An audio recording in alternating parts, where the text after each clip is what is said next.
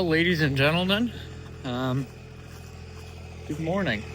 I got the truck backed out kind of the shop, what for not dying, and we're gonna get a fire started, and then I'm gonna elaborate on what exactly is going on.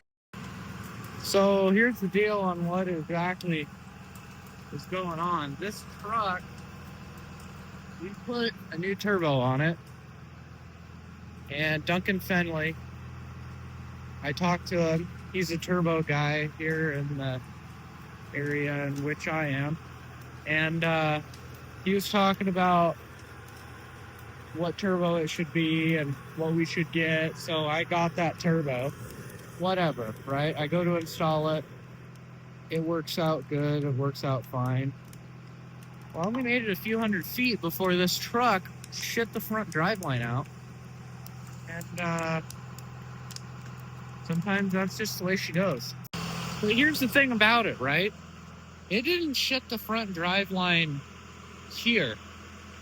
It shit the front driveline here by the transfer case, which means that I think when the gears were getting done, a mistake happened, and that's just the way she goes sometimes, all right? That's just kind of how it goes. But, you know, it still sucks because I had to crawl under there and tap the threads back out because they were kind of ruined. But we are going to finish up this project. I had a grommet kit in my hand for the linkage to shift the transfer case because it blew that right off along with all the grommets. So I need to go get a grommet kit. It's smoky in here right now, but anyway, we're letting this old hog warm up. Borrowed a bolt out of it earlier. Put it back in, of course, but had to borrow a bolt out of it earlier because, well, we needed it to decide what it was that was broke. We got the fireplace just chooching, so we're gonna head to the store real quick, get a couple things, running to town, and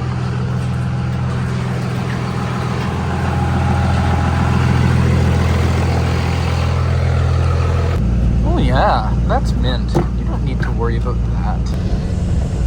How much chooch? All of it.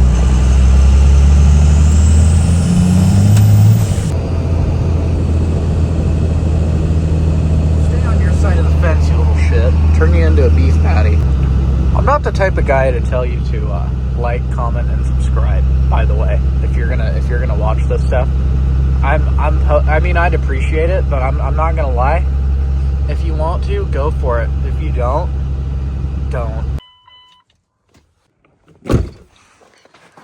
Okay, so here's the deal. Here's what we're working with.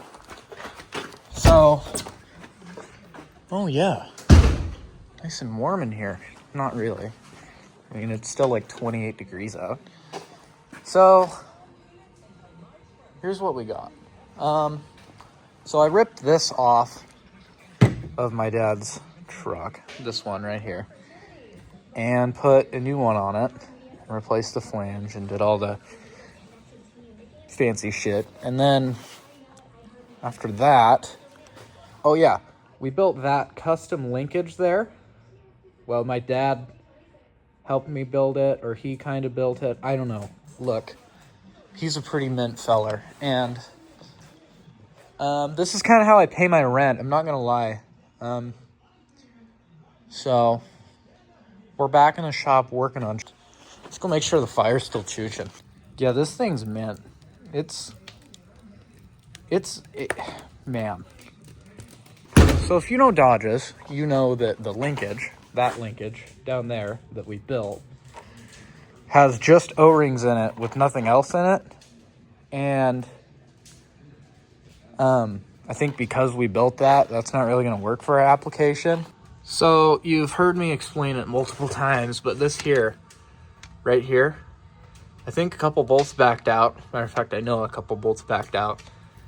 And it ended up shearing them off. So I had to take a tap and run right back through this gear here to make her work. And the bolts aren't too long. I mean, they're fine. It's gonna be fine. But the dilemma we're facing right now is I have to find the same gasket or O-ring for that twice. Man, I hope I hope this pack comes with them. All right, so where we're at is that is most definitely not quite correct. But what I'm thinking is it's technically just a spacer because I'm putting a washer and a C-clip on the back side of it. So that's how I'm going to justify it to myself for it to be fine. So it turned out really to not be that bad. I guess I was just being dramatic. But it's really just a spacer because I'm going to put a washer and a C-clip on it. It's fine. Only the highest of qualities around these parts. China, China, China, China, China, China, China. So after messing with this for way, way longer than I should have had to, that's half in there. So I think what I'm going to do is put a nut on there that's like from right there to right there, and then throw a C-clip on it. And it's a linkage, it's fine. It's not doing a whole lot, so you don't need to put this thing in four-wheel drive. You don't need to worry about that. So as a spacer, I found these. They're not really the right diameter. Like inside diameter. So I'm gonna do the right thing. I think you fellas know where I'm going with this. Dude, that freaking thing literally took like a half an hour to get on there. That was horrible. After 30 minutes of trying to put that freaking thing on, it's not long enough. So I'm gonna rebuild it here.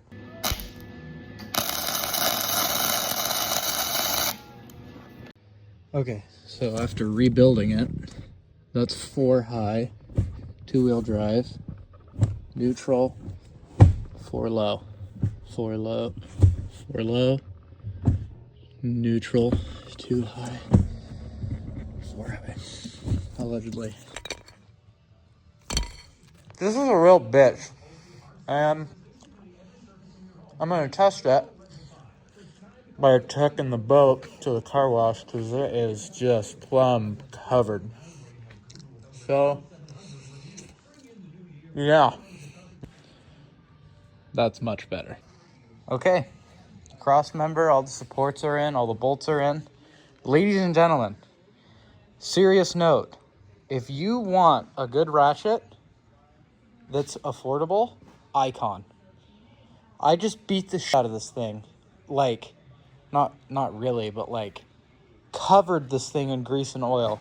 I sprayed it, I haven't even wiped it yet. I sprayed it with brake clean, and look how well all that came off.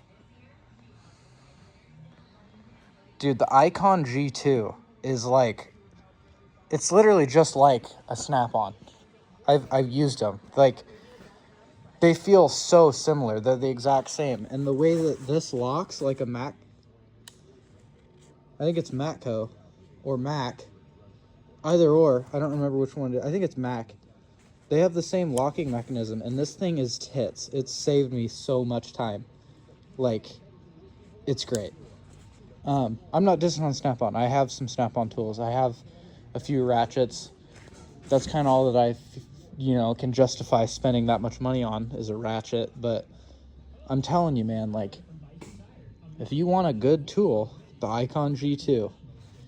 I also got this impact off of, like, Temu. It's a 1/2-inch drive, so, of course I use the silver sockets with a black adapter because that's compensating. So, I mean, it's not a Milwaukee, right? It's just not. It does not have the same power.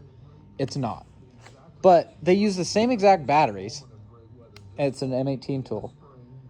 And it's pretty freaking sweet. Like, you can really beat on this thing and not care about it because it's only like $20 off of Temu. Doesn't come with a Milwaukee battery, obviously. For $20, nothing's going to come with a Milwaukee battery. Not even a Milwaukee battery. So, this is great. Like, honestly, brushless, allegedly. Like, this thing's great. You should probably invest in one if you want a tool that you just don't want to care about. And it's just cheap. And it's decent. Like, honestly, it's pretty decent. The one thing about it that I'd say that I really dislike, and I wish that they didn't do this, it's from Elect Maps. I just looked at it. I took the sticker off because, you know, Milwaukee. It does this in reverse. Unless you're like really having to impact something, then it'll like, it just goes when you're impacting something. But when it's not, and it's just like a loose thread bolt, it just, so you have to tap it a couple times if the bolt's super loose to like thread it all the way out, which I really dislike. But I do like the red tools. I like Milwaukee. I'm not really a DeWalt guy. I have a couple drills. In my opinion, I think automotive, you want Milwaukee, and construction, you want DeWalt. And I've done both. I've built a house. I've framed. I've done all of that. And now I'm working on trucks, and Milwaukee all the way. All right, well, after being on the healing bench, this thing's working. It's shifting, like the transfer case is shifting into all of them, and it has neutral when you put it in neutral. So I think my custom rod is fine. It's a lot beefier than the last one. Dad made the last one and it snapped. It's not his fault. I think the welder was at the wrong thing. I don't think I set it for him. Welding's not really his thing. It's what I do, but I was under the truck doing something else, and that's just kind of how it's just the way she goes sometimes, you know. That's truck driving. So I got tools mostly cleaned up. Mom brought pizza because she's a lovely lady. After I put this pen away, I think we're gonna go for a quick rip, then we're gonna take the boat to the car wash, hopefully. So here's where we're at with this thing. Picking up my sister. Anyway, this thing is sweet. This turbo spool's amazing and everything's working. So this here is my truck. Not nearly as many modifications or anything like that one over there. But here's the key to an HX35 turbo. This is the stock wheel. You're going to want to go ahead and order yourself a 9-blade quick spool turbo wicked wheel. And do that with your stock wheel. I also found this in my pocket. This is the wastegate. It usually goes right there. I deleted it, so you won't need that either. Go ahead and just toss all that out. Go ahead and grab your welder. And this thing makes 33 pounds of boost now and knocks the tires off on semi-wet pavement through 4th gear. It's pretty mint. Well, it's been about all day, to be honest with you. And here's what I got for you, fellers. If you have a Cummins and you need a turbo, hit up Fenley Precision, because I'm telling you, he's the guy to talk to. It's in the Facebook Marketplace 2nd Gen Cummins Facebook group. If you need a turbo, whether it's for racing, whether it's for towing, whether it's for your daily commuter, fuel mileage, I'm telling you, go to this guy, because he is mint, and his recommendations are tits out of 10. Have a good day, folks.